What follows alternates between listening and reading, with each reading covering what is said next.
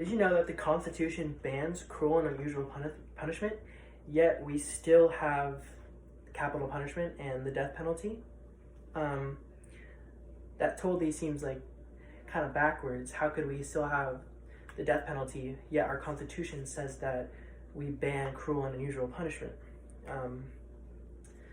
For this reason, and for other reasons, I believe that capital punishment should be abolished in the United States.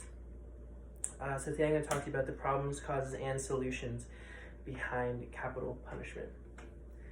So first, let's talk about the problems.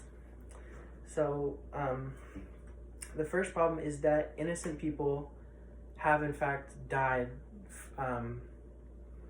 from capital punishment. They were innocent and they were found guilty by the court in the trial, and they were put to death. According to the American Journal of Criminal Justice, April 16th, 2019, around 4% of everyone who has been put to death by capital punishment, 4% of those people have in fact been innocent. And that's a surprisingly large number to me.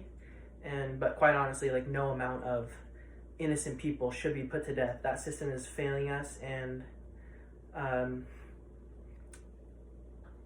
I think that it's no longer in need in this country. It's an old system,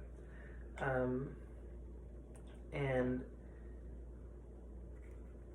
it sort of has the eye for an eye belief system, but I think that we are far from that sort of time era, and we are much more advanced than that now, and I really don't think that we need this system anymore, especially when it's killing innocent people. The second problem is that people who are for the death penalty say that it is cheaper to execute someone than to have them spend their life in prison. But that is that's not all truth. According to Politics and Society, April 17th, 2019, the length and complexity of trials, as well as the number of defenders that have to defend the person on trial, that all comes out of taxpayer dollars. And there's oftentimes two trials also with the and then you have all of the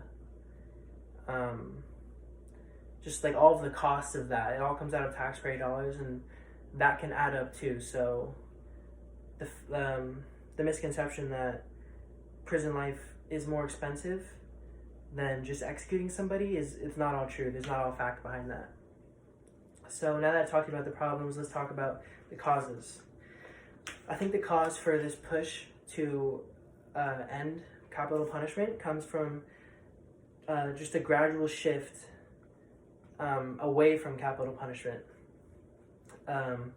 According to the New York Times, June 4th, 2019, all European countries have abolished capital punishment except for one.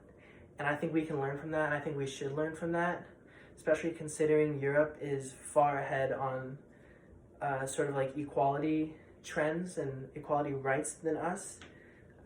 Like slavery, for example, they abolished slavery way before we did. And I think we should learn from the past and just use them as like a template for how we should act, and how I eventually think capital punishment is going to be abolished. It's just I think instead of waiting so long like we did with slavery, we can learn from Europe and do it even faster. So now that I've talked about the problems, let's talk about the solutions, or the causes. Let's talk about the solutions. So the first obvious solution would be to abolish the death penalty and just replace it with life in prison without parole.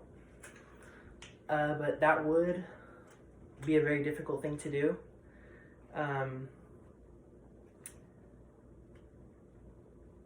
it's not as easy as it sounds. And I think another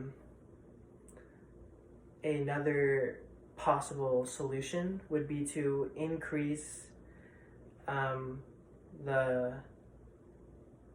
limit for capital punishment. So make it so that the crimes committed for capital punishment to be an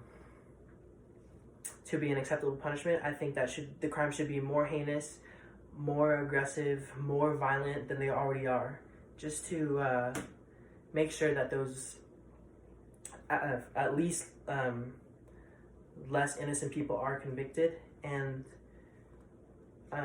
just so that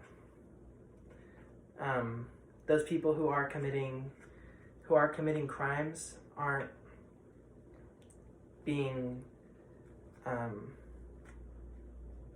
aren't given the worst punishment when they don't necessarily deserve that. I think capital punishment is immoral, and if you're going to give that punishment to somebody, it has to be very well deserved.